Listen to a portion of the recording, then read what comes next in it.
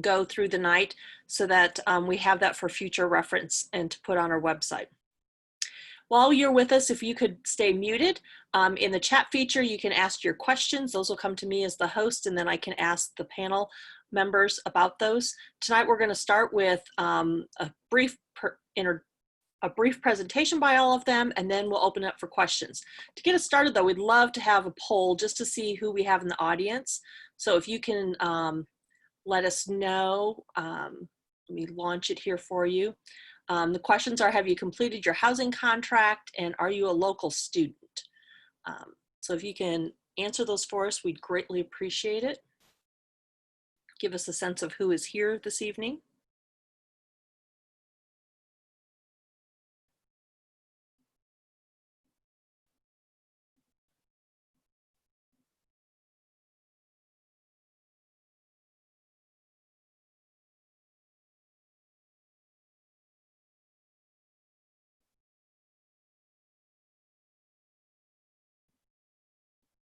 Okay, I think we got everyone's in. I'm just going to share the results with everyone so you can see.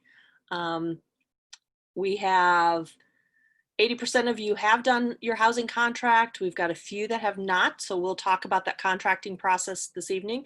And 60% of you are local students, and we have 40% that are not local students. So that'll give us a little bit of an idea of who's all with us this evening. So let me introduce the staff before we get started. We have Amy Price, who's the Director of Housing and Residence Life, is with us. Dr. Sarah Stevens, who's our Director of Living Learning Communities and the Honors Program. Steve Baquette, who's the Director of Public Safety. We have Rebecca Diamond, who's an Assistant Director of Dining Services with us. Ryan Ewers, who's an Eagle Access Card Office Manager. We have Yotam, who's an Amigo, that's our orientation leader, a current student, as well as Alex Clark, who's also another Amigo, current student at USI, and Marina Blackwell, who's our lead orientation student leader here tonight. So with that, we're going to get started, and I'm going to turn the everything over to Amy Price, and we're going to share our screen to show you some slides while Amy's talking about housing.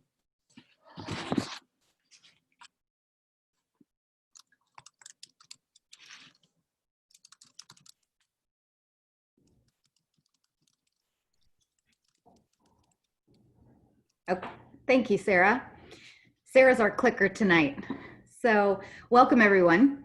I wanted to start by saying that as the Director of Housing Residence Life, and Jules, our Associate Director, is on here too, we're excited to be here tonight and talk with you about the residential experience. Anything that you will read nationally will tell you that students that live on campus do well, they transition better to the university, tend to get higher grades, tend to persist to the next academic year. And so what we do in our community and on-campus housing is we create an engaged community for students. We support the academics. We help them build relationships, provide opportunities for involvement. And the thing that we hear from students that they like most about living on campus is the proximity. It is in walking distance. Between 5 minutes, maybe 15 of campus housing to any academic building. Okay, Sarah. Services and amenities that we provide. One other thing that students like is all costs are included in housing rent. So there's no surprises. There's no, what's my electric bill this month? Is it, $100 or is it $250? There's no surprises there. All of our units are fully furnished and have Ethernet connections and Wi-Fi connections. We also have laundry facilities on campus that students can use. And those they can use with their Eagle Access card or with coins. We also have 24/7 security, whether that be with our staff that we hire and train to know how to respond to emergency situations, any kind of crisis, but also they're there for any type of situation that they would be needed. And we work very closely with public safety and the Vanderburgh County Sheriffs. You'll hear Director Steve Baquette talk about that later. Our on-call and on-site staff include students, which are resident assistants or RAs, And they are people we employ, we bring back about 2 weeks before your students would move in, and we train them. And their main job is to help your student transition to USI. We also have full-time staff that live on campus. There are area coordinators. We have 5 of them for this coming year. And they are staff that are there to supervise the RAs, the resident assistants, but they are also a really good contact for your student. They are in charge of maintaining and the operation of an area on campus. Okay, Sarah? I'm going to talk about our housing options. We have residence halls and apartments. First, I want to talk about residence halls. In the residence hall, we have suites. We put a layout up there for you, but these are all on our website. So these layouts you can find on our website, as well as other important things, such as a list of things that you might want to bring, or a list of things we'd prefer you leave at home. That's an important one to read too. But in the residence halls, we have suites, and we put 4 people in there. There's 2 bedrooms, 2 bathrooms. So no matter where your student's living, they will only share a bedroom and a bathroom with 1 other student. Residence halls also have a common space, a living room, and that is shared with all 4 students. There's a small kitchenette in there with a sink and refrigerator. Only one other thing, only freshmen can live in the residence halls. So this is only freshman communities. We have 4 different residence halls. Okay, Sarah? In the apartments, freshmen, sophomores, juniors, seniors, grad students can live in the apartments. Many students do like this option. If they would like to choose to live with other freshmen, we have designated freshman apartments too. So we have a few buildings that we designate just for that. So when students go in to assign themselves, or when they're assigned to a space, if they would like to be in a freshman apartment, they can do that. Also in the apartments, we have 2 bedrooms and 2 bathrooms. So we put 4 people in those units. And so no matter where you live in the apartment, your student would, or you as a student, would only share a bedroom and a bathroom with 1 other person. The common space shared is a living room, and then also a full kitchen. So that includes a full-size refrigerator, stove, oven, and all of that. So students that do like living in the apartments then often continue to live there. Students, if they live in a residence hall their freshman year, many of them then choose to stay on campus in one of our apartments, and they can choose from the 2 bedrooms, and we do have some that we allow as singles. So I often get a lot of questions about that. We have a limited number, but we do have a limited number of singles in the residence halls and a limited number in the apartments. Okay. Sarah, thank you. For those of you that have not yet done the housing contract process, there's 3 steps. You go into MyUSI, click on the housing icon, and you fill out an application. With that is a $50 application fee. Step 2 is signing the contract. You electronically sign that and pay a $200 prepayment. So this is not a deposit that you pay and get back at the end of the year. This is an actual prepayment. It goes toward your fall rent, so it will show up as a credit on your student account. Then step 3 will be selecting your room. So if you have not been checking your MyUSI email, you need to start doing that, and you need to start doing that now, and then frequently check that up until really you graduate. Okay, you need to be checking your USI email. We are going to, Housing and Residence Life will send you information on how to go in and select your room. And we will send that sometime later next week. So check your email. Housing students will have a time that you will go in between July 1st and 14th to select your room. July 15th is when we will send out housing assignments. So that's when you would be able to make contact with your roommates. So again, check your MyUSI email. Many of you have questions about move-in dates. We will like the new students to move in before the returning students. We are still trying to figure out what that looks like for the fall semester. And I'm really sorry, I have kids in the background that are really tired of being kicked out of the kitchen. Hold on.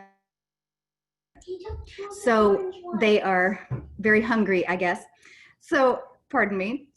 Our new students are going to move in before the returning students, but as far as the dates, we should have that determined by July 1st. And we'll make sure that we share that not only on our website, but also email all students that are living on campus. Okay, Sarah, that's it. All right. Well, now it's my turn to talk and move the slides at the same time, but I think I have enough coordination to do that. So my name is Sarah Stevens. I'm the director of the Living Learning Communities and also the Honors Program. So if y'all have questions about honors, we can take those too. So you might have heard about these things called LLCs, Living Learning Communities, and you might be like, what is that even? Basically, the Living Learning Communities are only for first-year students, and they are areas in those residence halls where students live together and learn together. So you can see that's why they're called Living Learning Communities, right? Very, very hard to understand. So these are students who are going to be grouped around a theme, either something around their academic major or interest, or something around their hobbies or their passions, where they're going to all live like on one hall. And every semester, both fall and spring, they'll take 1 or 2 classes together as a cohort. They also, every LLC has an LLC mentor. That is a staff or faculty member on campus who works especially with those students to help them get used to USI, plan some events for them, does special things for them. So if your student, or if you are thinking about, like, maybe you are really excited about college, but you're also a little intimidated about moving to like a place where you know nobody, an LLC can be really nice because it gives you that kind of smaller community and that cohort model where you can get to know those people on your hall really closely, and you already know you've got something in common with them. So why would you join an LLC? Just for that, because you're going to meet these other students who share some of your interests.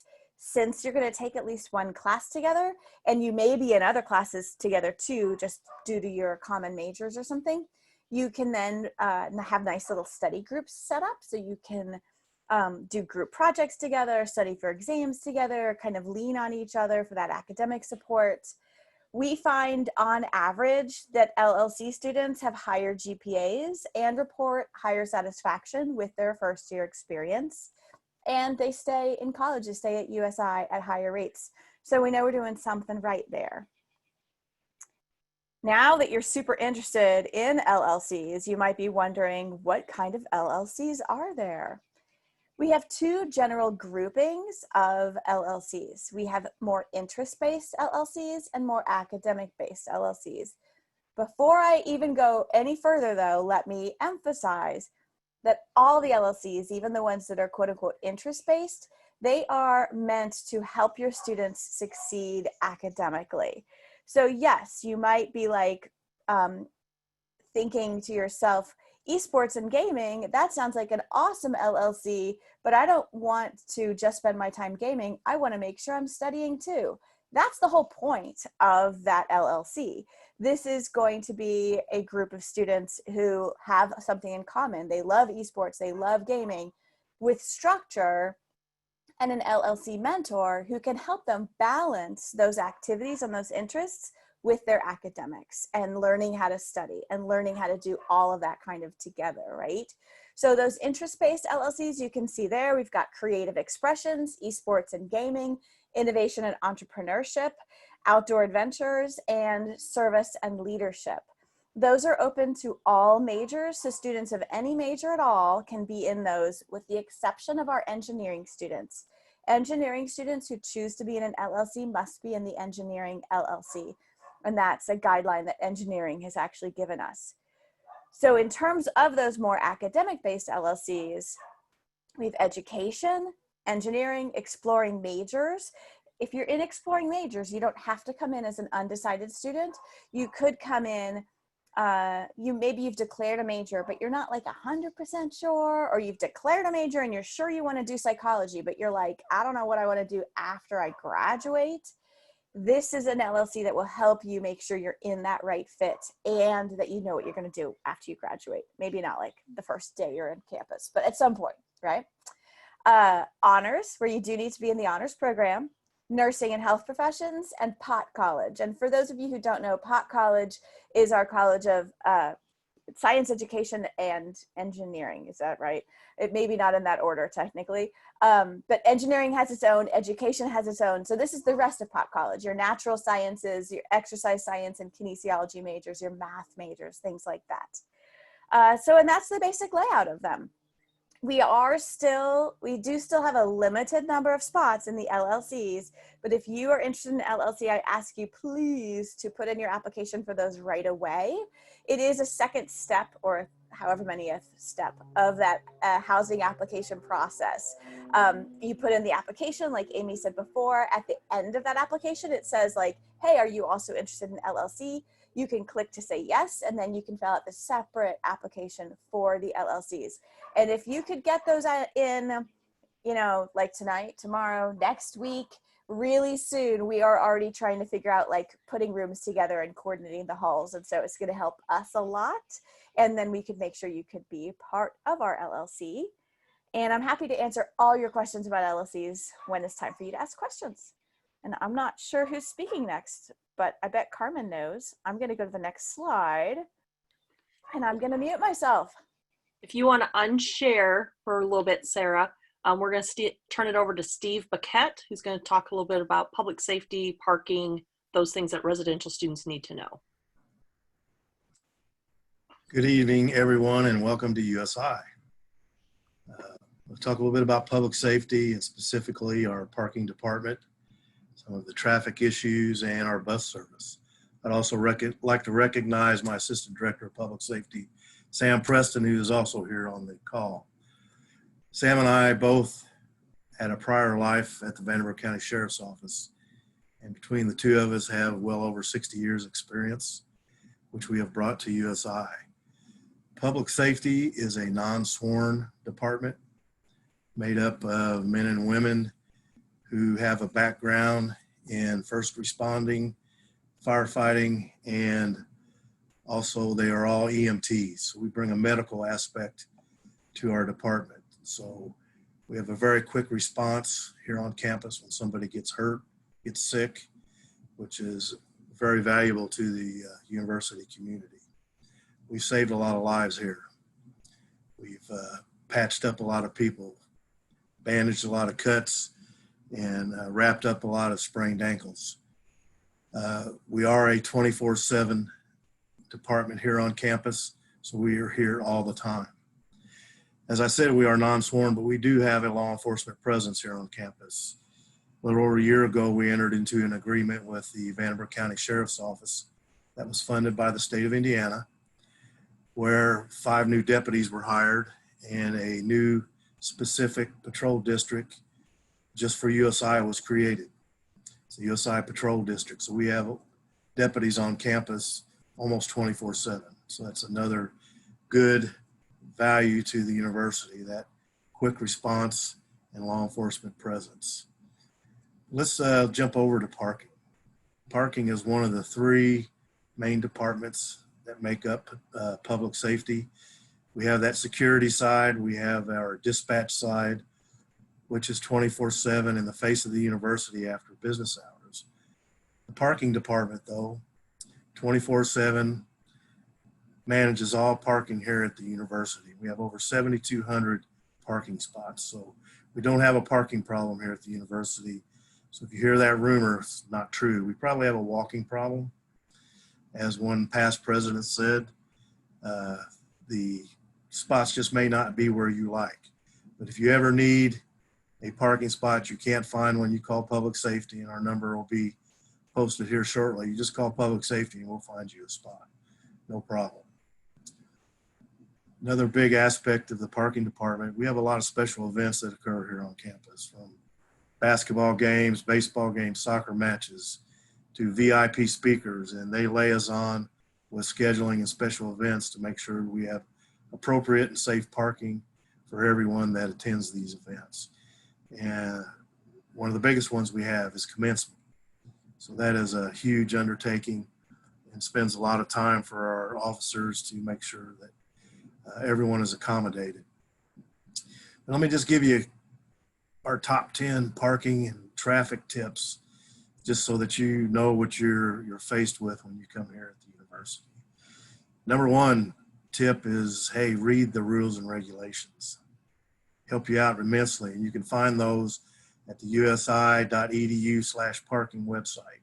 They have their own website, and you're going to find great information on there from pedestrian traffic, long-term parking, Can you ride bicycles, skateboards, inline skating? What type of permits do you need to have? We do follow all Indiana laws, parking and traffic laws here on campus. Number 3, our speed limit is 15 miles an hour. That goes hand in hand with pedestrians have the right of way in all crosswalks. So if you're going slow enough, you're not going to run over anybody.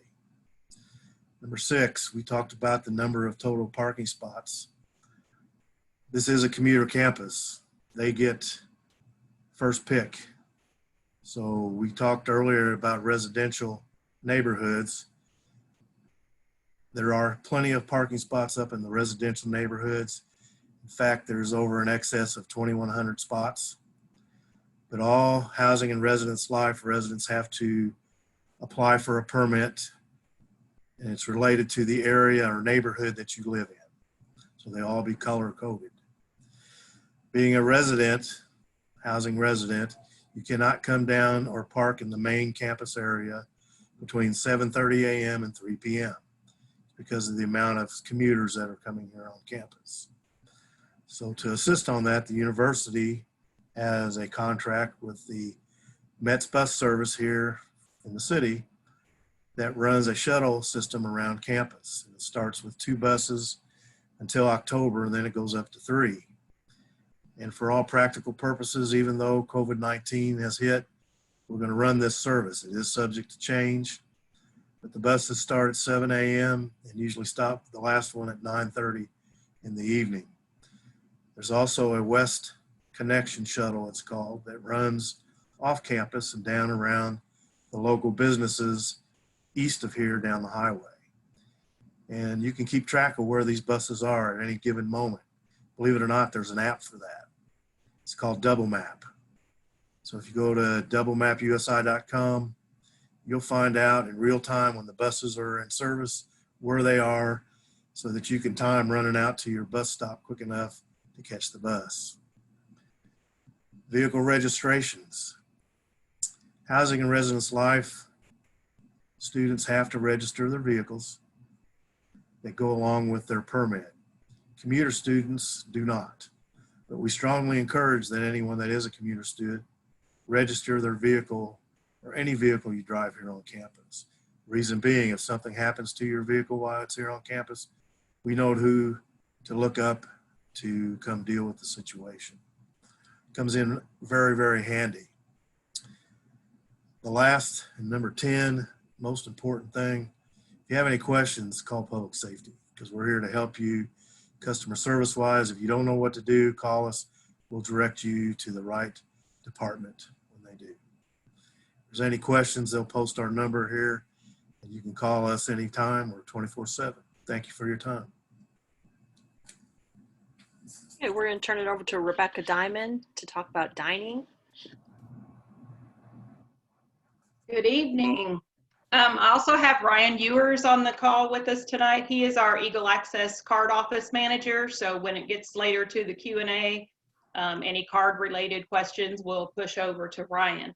So of course, food is a very important part of your experience while you're going to be on campus, or your students' experience if parents are on here.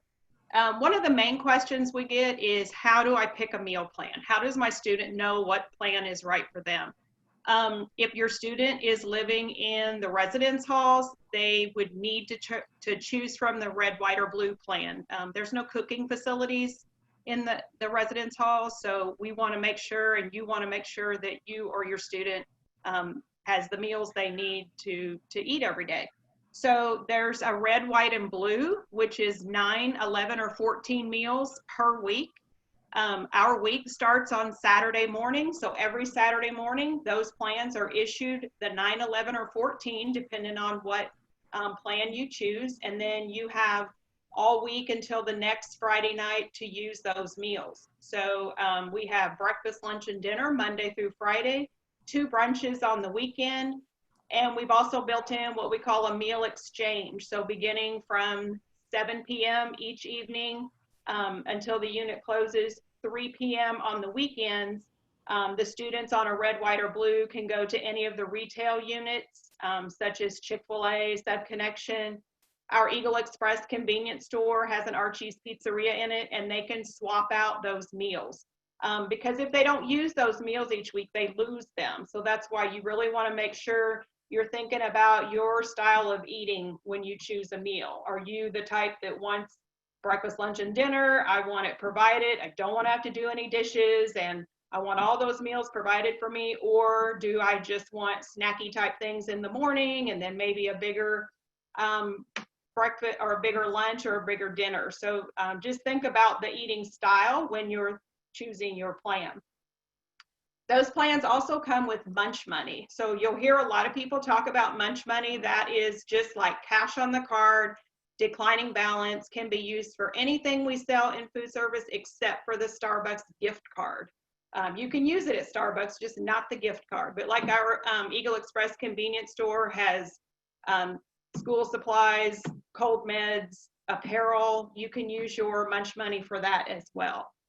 So we also have for students that are commuters or living in the apartments, we have what we call metal plans. So that's the gold, titanium, and platinum.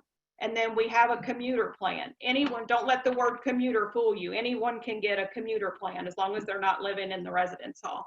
So the difference between those is those meals are by the semester, where the red, white, and blue, those meals are by the week. If you don't use them each week, you lose them. So make sure you're using those meals. But with the metal plans, you have them the entire semester. The commuter plans do not have meals. They are strictly funds on your card. Anything on the metal plans will roll over into spring semester. So where your red, white, and blue, the meals are by the week, your munch money will roll to the next semester, but the metal plans, everything rolls to the next semester. As you make your purchases with your munch money, your balance will be printed on your receipt, so you'll always know how much money you have. You'll want to keep an eye on that balance. Anything left at the end of the spring semester is forfeited. So where it will roll from fall to spring, it will not roll year over year. So you want to keep an eye on those balances and make sure you're not forfeiting a bunch of funds at the end of the year. Some other things we have are valid fill. So our soda fountains, especially this year with the pandemic and all the precautions that everyone's going to have to take, we want to make sure that our soda fountains are contactless. So all of our reusable cups will have a chip on the bottom, but you can also purchase a reusable tumbler that has the chip already built into it. And then as you make your soda selection from Coke, you can just walk up and it will automatically activate when you put that cup under there. We'll sell the cup itself at any of our retail units, and then you can load fills on it as you choose, or you can load for the entire semester and you'll have unlimited beverages the entire semester, or however many you choose. That way, even if our units aren't open, you still have the ability to get something to drink as long as the building's open. That's part of a sustainability effort as well. It helps to remove a lot of the disposable cups from the landfill.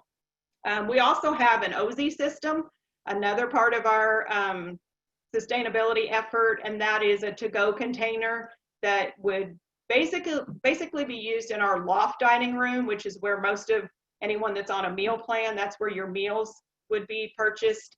You can get anything to go and put it in the OZ container, and then when you return it, you only have to pay for it one time. It's $4.50 one-time payment, and you can keep it your entire 4 years that you're there, as long as you don't lose it.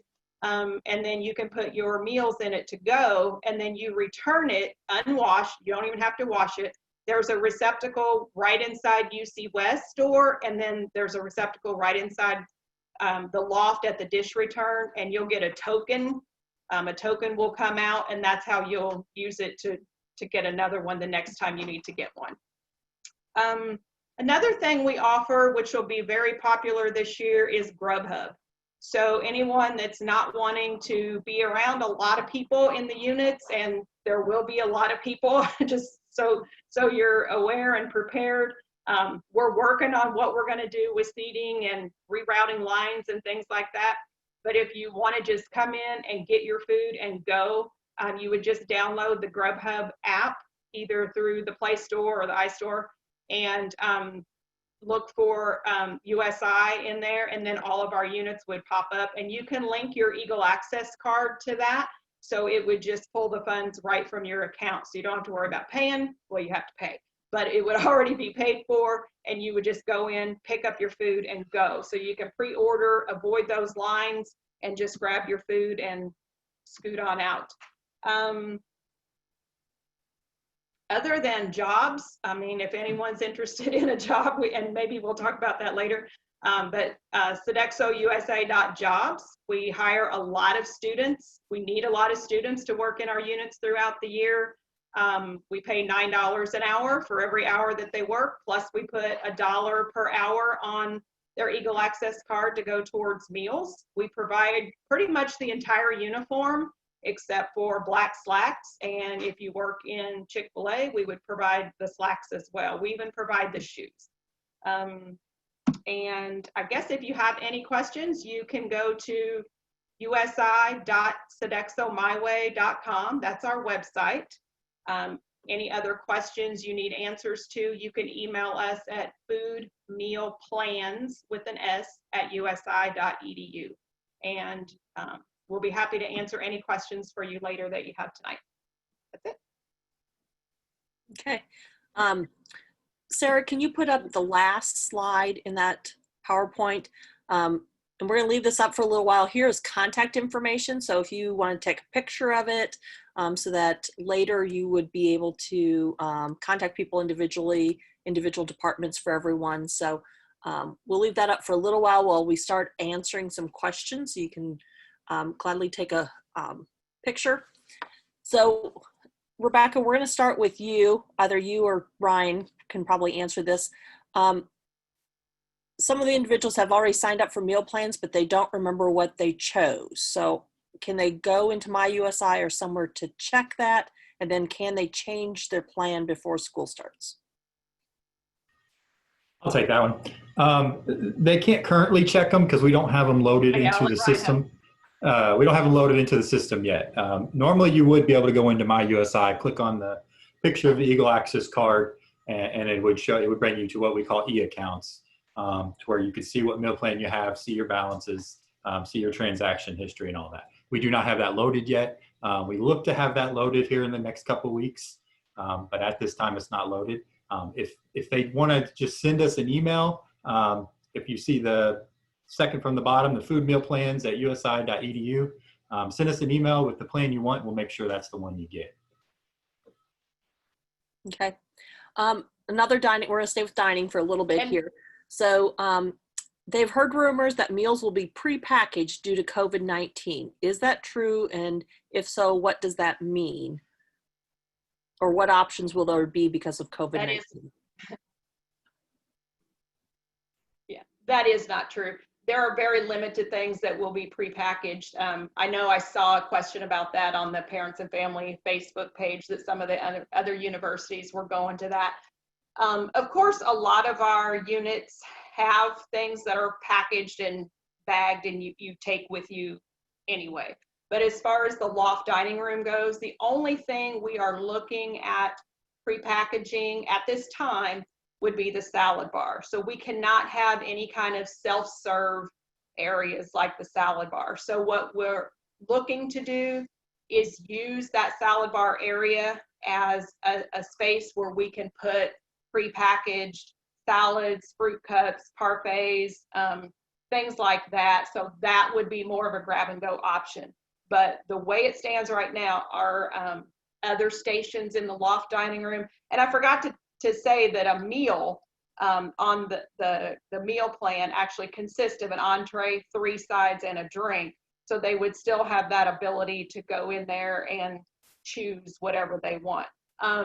We may end up having some prepackaged options, but we would not make the whole, at this time, we have no plans on making the whole dining facility prepackaged. So other than that salad bar. Okay. So talk a little bit about, if a person wants to eat breakfast, lunch, and dinner, the number of meals per week in the plans don't sound like there's enough for 3 meals per day. So how do students normally do that? The highest one we have would be the red that has the 14 meals, but they also have munch money. So personally, I would recommend using your munch money for breakfast. Don't tell my boss I said that, but because that would be the lowest cost meal of the day. And then use your other meals for lunch and dinner. So, but you would still have your munch money in addition to the 14 meals a week. So 14 meals a week would be 2 a day, and then use your munch money for your third meal. Most people don't have any issues not having enough food. I don't think. I haven't heard of anybody not having enough, that maybe your athletes that are really trying to bulk up or something. But and then if your student does run out of munch money, they can, you cannot add more meals, but they can always add more munch money as they go throughout the semester. Students, does anyone lived in the residence halls and dealt with that? How did you manage all 3 meals? So, hello everyone, my name is Jatam. So I was living in the apartments. I've been living there for 2 years now. And the plan I had was basically some meals and then some munch money as well. I don't like cooking at all. And I mean, I knew how to cook some stuff, but not really. So, and I didn't really want to set the whole building on fire. So I decided to just get more money and buy meals. And honestly, I never ran out of money or meals or anything like that. I would say I actually had some munch money left out at the end, and I could use it to buy some USI shirts and stuff like that. I also purchased the cup that you basically pay a certain amount of money every semester, and you get an unlimited amount of refills for the semester, which I really recommend if you like drinking a lot. I personally drink a lot of different things. So that cup is definitely a good choice if you like doing that too. So definitely be on the lookout for thinking about how you eat and how often you eat. And if you like, snacks more, then get more munch money so that you can go to Chick-fil-A, Sub Connection, stuff like that. And then if you like more actual meals that you would get at a cafeteria, then you can go to the loft and get more meals for that too. So that would be my suggestion. Hey y'all, my name's Alex, and I would basically say the same thing as Yotam. I lived in the residence my freshman year, and I use my meal swaps at the end of the day a lot of times for dinner, because I'm never really a breakfast guy. I usually have a Pop-Tart or something for breakfast, and then I'll use munch money for lunch and then meal swap for dinner. But in reality, it's all how you want to manage it. Typically, if you're wanting more of a full meal without sacrificing a lot of munch money, the loft is the best option, just because you get 3 entrees. But yeah, it's all personal preference, but you have that money to spend, and you can add even more if you feel comfortable with that. Okay. To clarify, And another thing is just, to clarify, it's 1 entree and 3 sides. Sorry. Yeah. My bad. Yeah. Got it mixed up. Ugh. yeah. Rebecca? And another way is just learning how to work the system. I mean, if you're getting the 3 sides, entree, 3 sides, and a drink, you could take some packet, fruit or a packaged fruit cup or something, and use that in the morning or in the evening for your snack. Or there's ways to stretch that entree, 3 sides, and a drink, because that's a lot for some people. That's a lot, but there's ways to stretch 2 meals out of that meal. So just got to learn how to work it. Okay. Yeah, and also, I'm sorry. Go ahead. So basically, so the 1 entree, 3 sides, and a drink. I love the pasta at the loft, and I can get fettuccine Alfredo and you get breadstick, and that's just the entree. So you can still get 3 sides, and I would usually get like a dessert. You know, I get the drink, and then I still have 2 sides. I would choose something that I would use to snack later on during the day. So you can definitely use that one meal and stretch it a little bit more. So yeah, I just wanted to add that. Okay. A question about how much are the tumblers?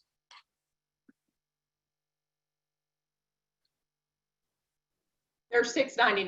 $6.99 just empty.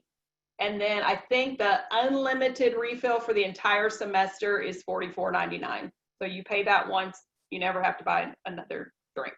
Or you can do it by fills, and I don't remember the prices of those off the top of my head, but you can do 3, 7, or 15 fills. If you buy a combo meal at one of our units, they'll add fills automatically to your cup. So if you've got one of the tumblers, so pretty reasonable. Amy, this is for you. Can you talk a little bit about what is selecting a room? What does that mean? The process? Sure. When you as a student would go in to select your room, I describe it as selecting a seat on an airplane. So you go in to the MyUSI housing icon, and in that you will select what building you want to be in, what floor, what specific room, and what specific bedroom, and even which bed. And you just click a button and plop yourself down there. You can also pull in roommates. So if you're interested in doing that, you need to create a roommate group. And there's information on how to do that too on our website.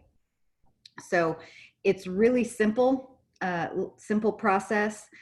You can find out all the, like I mentioned before, room dimensions or other things about each of the areas and what's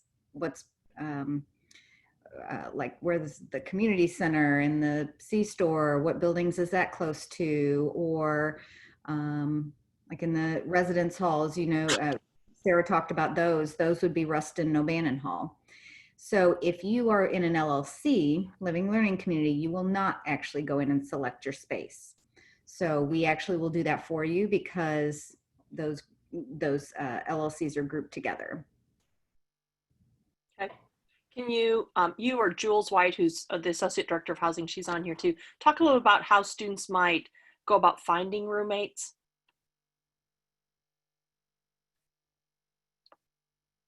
Jules can answer that. I think there's a couple of different ways that people go about finding roommates. So sometimes people may know someone from their town or from somewhere else. A lot of times in past years, people met people at orientation. So I think that's, as you're online interacting with people in different virtual activities, getting to know people in those groups. But also the Facebook groups are a really great way. So in your class of page, you'll start to see people say like, hey, this is who I am, and I'm looking for a roommate. Those are all great options. You'll probably start to see that soon as we send out emails for room sign up.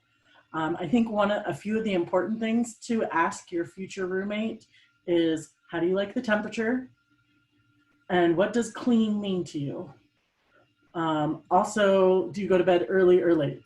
Because those are probably the 3 things that we hear most when we're doing roommate mediations, because everyone thinks they're clean and everyone has very different realities of what clean is. And even if it's your best friend and you've been over to their house, you still need to talk about how you're going to do that, because a lot of people will talk to a stranger about what those expectations are, but a best friend that they've known their whole life, they're like, oh yeah, no problem, we're gonna live together great. And those are actually the people we end up doing the most roommate mediations with, because they don't have those conversations where they set their boundaries well. So as long as you have really good conversations with your future roommates, and we have a process that with the RA during the first 2 weeks of school, we're gonna have you sit down with all of your suite mates and talk about, like, what do we expect? What do we want for our cleaning schedules? What do we expect when guests come over? Like, do we have to tell everyone? Do we have to ask everyone in advance? Kind of go through all those things with our experience.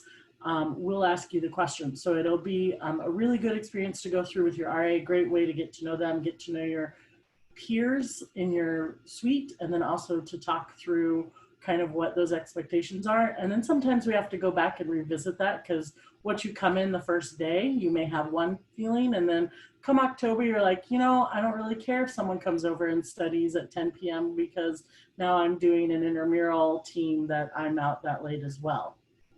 So it all just depends on what you like. But I think get on your ClassOf Facebook page is a really good way, and just see who you know. I know Sarah, if you're in an LLC, Sarah Stevens will actually invite you to a Facebook page for your LLC. So you also have an opportunity to kind of introduce yourself there, and then talk with Sarah about if you find a new best friend that you can request to live with them within your LLC as well. And Sarah, that was a follow-up question someone had is, do LLC students select their own roommates, or if they have someone they know in their LLC that they want to room with, what do they do?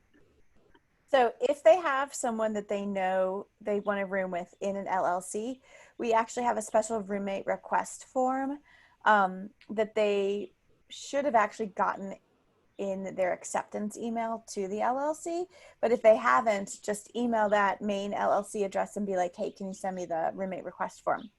And everyone who is requesting to live together must fill out the form. So we know one of you did not decide this on that behalf of the other one of you, but that you both agree.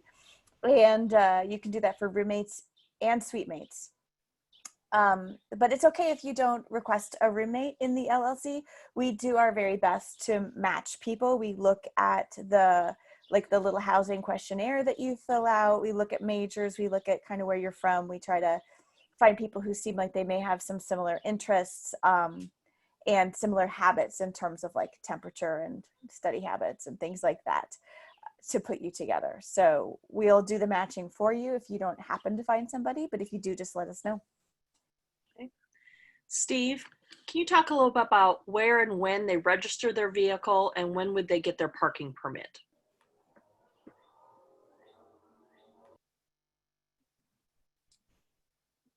Usually around the 1st of July is when we'll start taking registrations. This year it might be pushed back just a little bit. We're still waiting to coordinate a couple different things. It'll be around that time frame that you can get online and register your vehicles. And what we do is then we make up packets so that when you come in for your orientation and to move in, we'll have a packet for you with all this information and your decal all set. We provide one replacement if you would happen to lose it. After that, then they do charge for it. I believe it's $10 per decal. Most people don't have that issue and take care of their decals. Okay. Yeah, so just watch for emails that will go out. We'll put it in newsletters that we send out. We'll post it on the Facebook groups and the parent groups and stuff once that becomes available. So just watch for that later this summer. I have a question about meal plans again. If a first-year commuting student chooses one of the metal meal plans but finds they've kind of learned their way around and it's too much or maybe it's too little, can they change meal plans mid-semester or do they have to wait until the semester break? No, you cannot change meal plans. That's another thing I was going to add to the incoming students and what the cutoff dates are. So the Sunday night prior to the first day of each semester is the cutoff. So typically when students would come to their orientation and get their picture taken, and then we'd have the nice big move-in day and have everything at the arena, students would be able to come to us, swipe their cards, see what their meal plan is, and if they want to change it at that time, you can still change it. We can still do that whenever they get there in the fall, as long as it's done prior to that Sunday night. So for commuter students that have that plan that decide that's either too much or too little, just keep in mind anything on that metal or commuter plan is going to roll over into spring semester. So everything is an automatic renewal for spring semester unless we hear different. So if you chose the titanium that has 70 meals on it and you've only used half of those for fall semester, just shoot us an email at that foodmealplans@usi.edu with your name and ID number and whatever change you want to make for spring semester. But we have to have that prior to the Sunday night before the spring semester starts. So you could potentially run off that titanium plan the whole year if you got that for fall and that was too many meals. A lot of times that's what I recommend. If you don't know what the eating habits or style is going to be like, even if you go with the biggest plan, it's pretty much risk-free. You can run off it the whole entire year if you choose to. And then maybe the second semester, you either just drop down to a gold, which is 31 meals, or you can just do munch money. But at least for parents, that way your student has those meals, the option if they need them. You would feel that they've got food and you don't have to worry about whether or not they're able to eat. For students that are thinking about the commuter plans that don't have any meals in them at all, think about if any meals are going to be eaten in the loft, which again is the entree, 3 sides, and a drink. If you're not doing a plan that has meals built into it, you're paying for each item individually. So just think about, again, the eating style and the gold plan with 31 meals. That's a couple of meals a week for the semester. So pretty easily doable, but it's more cost effective to just do a swipe and take a meal off your card rather than to pay for each item individually. But again, everything in the fall on the metal and commuter plans will roll over into spring, so they wouldn't have to worry about losing those meals. You just have to remember to contact us prior to spring semester if you want to make some changes. Okay, so this is a housing question, again, back to roommates. If a student picked roommates and completed that portion in the housing application, are they guaranteed to be placed together? Good question. We ask those questions so that if students don't go in and select their own space, then we know what their preferences are, even with roommates. But in order to be placed together, the best way to go about that would be to assign yourself and pull in that roommate doing a roommate group. So if you miss that portion of the time between July 1st and 14th, then we will assign you, and we would need to make sure that that was a mutual roommate request. But we do everything that we can to put people together that want to be together, because you want to be together for a reason. You feel more comfortable, or, rooming with somebody that, has been your best friend or whatever. Just keep in mind those things that Jules mentioned about having those conversations before you get here. Okay, so just a quick follow-up before we change subjects here. Your roommate and suite mates get pulled into a roommate group when you pick your room? I think they're having a hard time understanding how they pull in their roommates. Okay, so yes, you can do it that way. Jules, did you want to answer that? Yeah, John has placed the roommate group guide actually in the chat, which I think is super helpful, and it really goes through that process. But you create your roommate group guide before you do roommate selection. So you create your roommate group before room selection. And then, so if Amy and I were in a group together and my time was before her time, I could go in and I could select the room for both me and Amy, because part of creating that roommate group, similar to what Sarah said in her process, they want to make sure both roommates agree to it. When you create that roommate group, Amy's giving me permission to select the room for both of us. So you want to that's why you want to create that roommate group, because I'm saying, yes, Amy and I want to live together. She says, yes, she wants to live with me, and I can pick the room. So when I go in and pick the room, we know from our end that that's what everybody who's being selected wants. Okay. So students that are in LLC, they will confirm they will not receive an email for roommate selection, correct? They will receive an email. Okay. Because every student with a housing contract will, but it will say in there, so they will need to read it, but it will say if you're a part of a living learning community, you do not go in and select your space, we'll take care of that for you. But they still will receive the July 15th email saying, here's your roommates and your Where housing you're assignment, living. final assignment. Yes. Yes, okay. And then when do LLC students move on to campus and when is the first day of classes? Good question. So the first day of classes is Monday, August 24th, correct, Carmen? Yes. Yes, okay. So we are still considering what is the best option for what days students should move in. We need to spread it out a little bit to ensure some physical distancing, especially with so many people coming onto campus to move in all at once. So really before July 1st, we should have all that figured out and a plan in place, and we'll throw that out on our website. But it will be early. They will be coming earlier than the weekend before classes. So just know that we don't have the move in on that weekend, the 21st, 22nd, 23rd. I mean, it's not just that weekend, it's earlier than that. Typically in the past years, we've had new students arrive on the Thursday before classes. And so we're looking into options of, can we move that earlier? And LLCs in the past have moved in on Wednesday before classes, but they may be moving in earlier.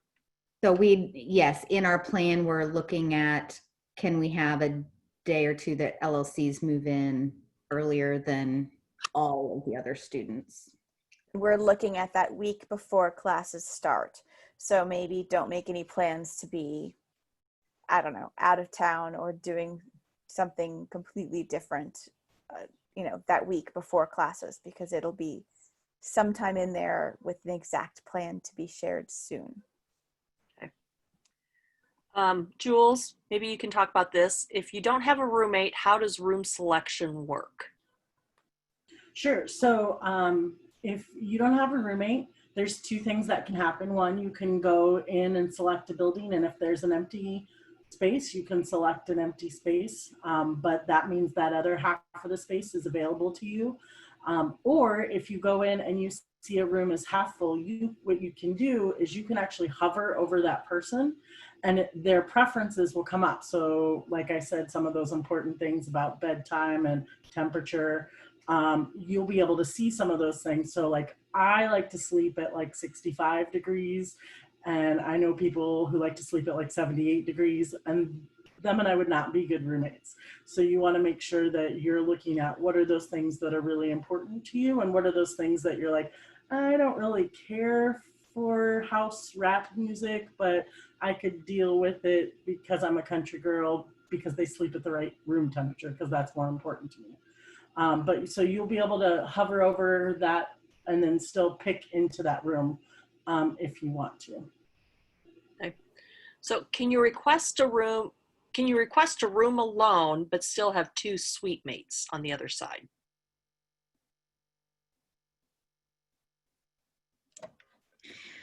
We do not allow that in the residence halls. Depending on the reason for the request, we and kind of what our numbers are looking like as far as availability, we can discuss that. You can contact me, but as a practice, we don't.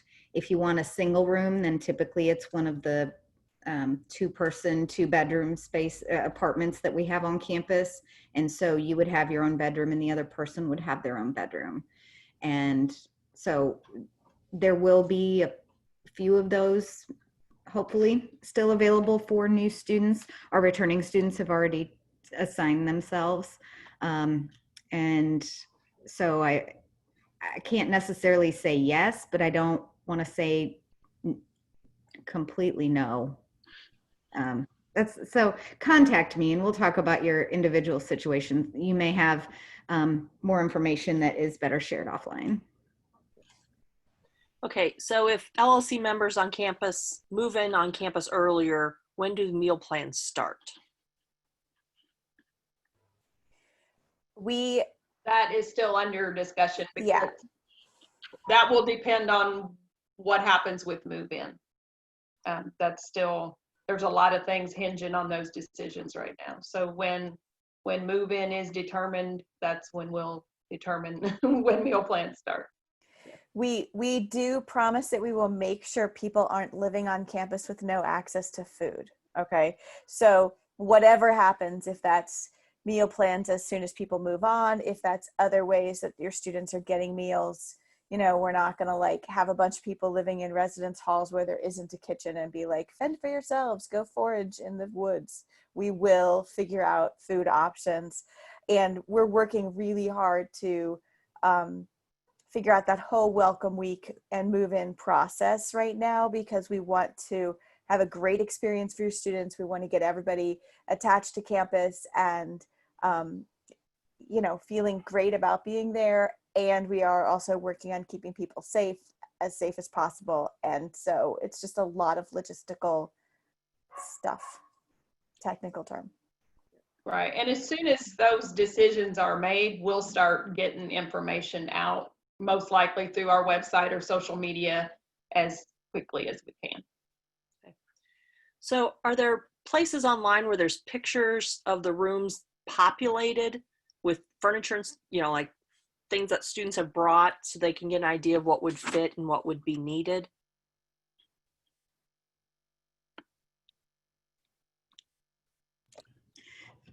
Good question. We have the room dimensions and such on there, but other than some random pictures of that we have throughout the website of people in their rooms or apartments, I don't think, Jules, I think wants to talk, but I don't know where to point them. Go ahead. We have actually, I would think the best place would be to go to our Instagram, because every year in the fall with Coke, we partner and we do a competition of like, take a picture of your room. And so there are some on there. And so I would say that's probably the best place. You might have to scroll back a bit, because again, it's every fall that we do that. But I know there are some throughout our website, but there's no one guaranteed place. I will ask a few students if they have some and see if we can get them up on our housing Facebook page so that people will be able to see some of those. I think that's a great idea. Okay. I do know you also have a list online of things to bring and things not to bring. So that's a good starting point as well to look at what. So on move-in dates, and this may not be able to be answered yet, Amy, but on move-in dates for new students, are there specific times to move in or certain buildings at certain times typically? Yes, there will be this year. Every student will need to sign up for a day and time to move in, and we will only have certain time slots, a certain number of people that can move in each time slot each day in order to promote physical distancing. So this year there will be a sign up. In the past, there has not been that type of sign up. It's been a group of students, living learning community students would come on the Wednesday before classes, other new students would come on Thursday, and then returning students Friday, Saturday, Sunday. This year, everyone will be signing up for a time. Okay. And Marina, do you want to talk a little bit about what do okay, we're having a move on campus before classes start, but what are they doing that Thursday through Sunday? Hello, so I'm Marina. I am the orientation student assistant. Hopefully you can hear me all well. My Wi-Fi is kind of a little rough right now.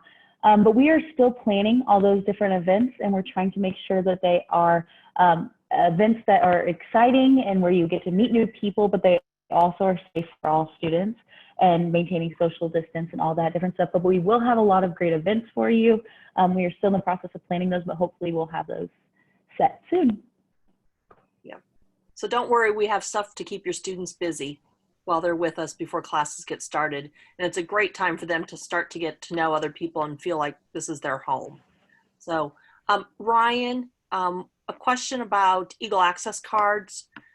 What is the process for getting them, and when should they begin that process? Well, if they're local, once campus opens back up, we're going to open our office back up, and they can come to campus and get their ID at that time. Typically, they would have gotten it during the orientation process.